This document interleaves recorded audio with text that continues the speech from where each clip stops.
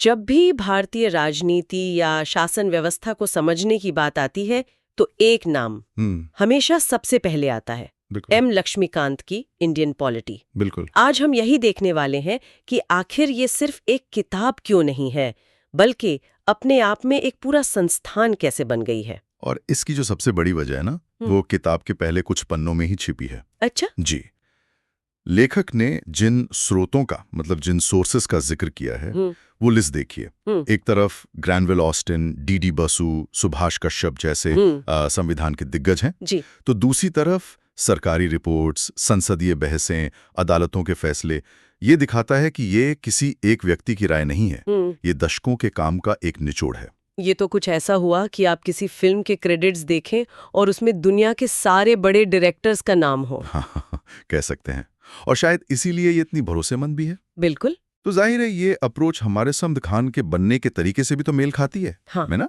जैसा किताब में भी बताया गया, डॉक्टर बी आर अम्बेडकर ने कहा था कि भारत का संविधान दुनिया के सभी ज्ञात संविधानों को खंगालने के बाद बनाया गया है। तो जाहिर है उसे समझने के लिए भी एक वैसा ही मल्टी डायमेंशनल नजरिया चाहिए। बिल्कुल। लेकिन एक और चीज है जो इसे सिर्फ एक अकादमिक किताब से कहीं ज्यादा बनाती है, और वो है लाखों यूपीएससी एस्पिरेंट्स। हाँ, ये बहुत जरूरी पॉइंट है। किताब खुद बताती है कि कैसे जैसे 2017 के प्रीलिम्स में अकेले इस एक विषय से 22 सवाल आए थे। ये तो मतलब सीधा करियर बनाने वाली जानकारी हो गई। आपने एकदम सही बात पकड़ी। और यूपीएससी अब ये नहीं पूछता कि अनुच्छेद 14 क्या है, नहीं, वो पूछते हैं कि कानून के शासन का असली मतलब क्या है। और यहीं पर किताब का एक और कॉन्सेप्ट आता है, संविधान और संविधानवाद का फर्क। अच्छा, ये थोड़ा समझाइए। देखिए, संविधान तो हम सब जानते हैं, देश का सर्वोच्च कानून है, एक रूल्स की किताब है।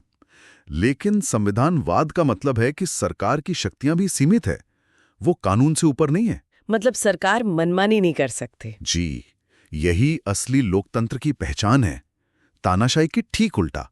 तो अगर संविधान एक नियमों की किताब है तो संविधानवाद उस खेल को खेलने की सही भावना है। क्या बात है, इससे बेहतर तरीके से नहीं कहा जा सकता।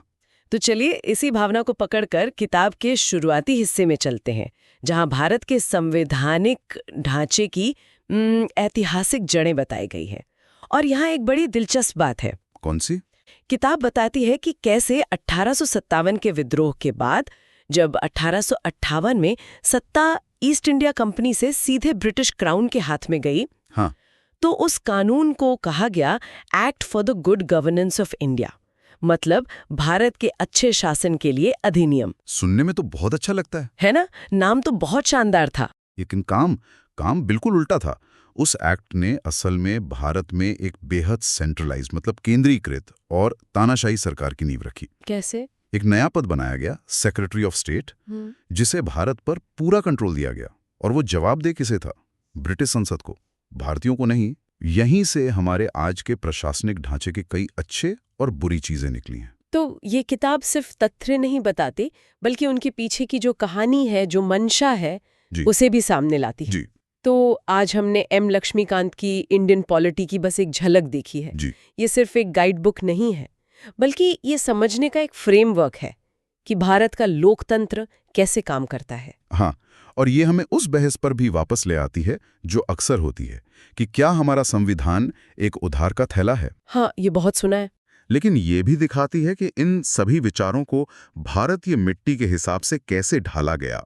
और आखिर में एक सवाल जो हम सुनने वालों के लिए छोड़ रहे हैं, जब एक संविधान इतने सारे बाहरी स्रोतों से प्रेरणा लेता है, तो क्या वो अपनी एक अनूठी और मौलिक पहचान बना पाता है?